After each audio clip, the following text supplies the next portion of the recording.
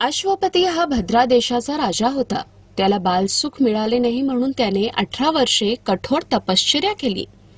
नंतर सावित्री देवींनी कन्यादानाचे वरदान दिले।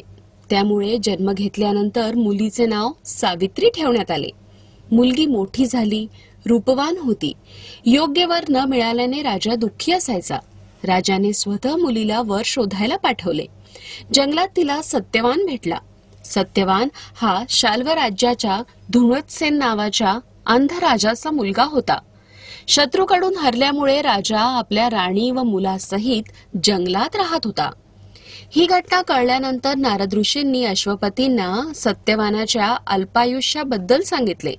सत्यवानाचे आयुष्य केवळ 1 वर्षाचेच असल्याचे कळल्यावर आई वडिलांनी तिला खूप समजावले, पण सावित्री तिच्या धर्मापासून हटली नाही। तिच्या जिद्दीपुढे राजाला नतमस्तक व्हावे लागले। सावित्री आणि सत्यवान यांचा विवाह झाला। सत्यवान अत्यंत सद्गुणी, धर्मनिष्ठ आणि बलवान होता। आई वडिलांची पूर्ण काळजी घेत असे।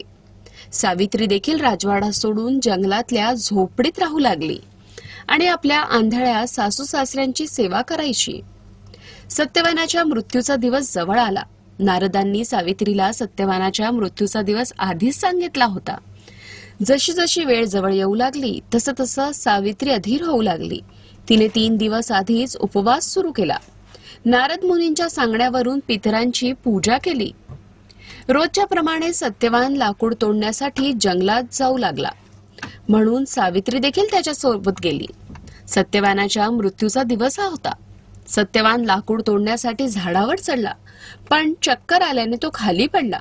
सावित्रीने आपल्या मांडीवर नवऱ्याचे डोके ठेवून त्याला मिठी मारायला सुरुवात केली। तेव्हा यमराज येताना दिसले, ज्याने सत्यवानाचा जीव घ्यायला सुरुवात केली। सावित्री ही यमराजाच्या मागे मागे जाऊ लागली।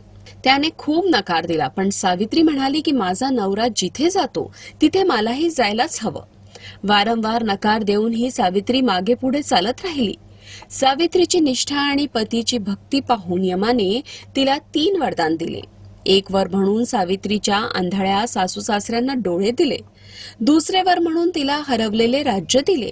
तिसरे वरदान म्हणून सावित्रीने संतान प्राप्तीचे वर मागितले। कोणताही विचार न करता यम प्रसन्न झाले आणि अस्तु म्हणाले। वचनबद्ध यमराज पुढे सरकू लागले। सावित्री म्हणाली की भगवंता, मी एक सद्गुणी पत्नी आहे आणि तुम्ही मला संतान होण्याचे वरदान दिले आहे। हे ऐकून यमराजाला सत्यवानाचे प्राण परत करावे लागले। सावित्री त्याच वटवृक्षाजवळ आली जिथे तिच्या पतीचा मृतदेह पडला होता। सत्यवान जिवंत झाला।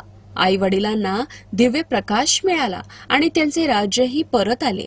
अशा प्रकारे सावित्री सत्यवान दीर्घकाळ राज्याचे सुख उपभोगत राहिले।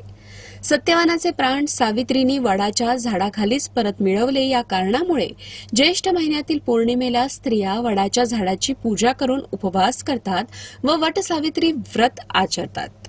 वटसावित्री व्रत पाळल्याने व ही कथा ऐकल्याने व्रत करणाऱ्यांच्या वैवाहिक जीवनातील सर्व संकटे दूर होतात।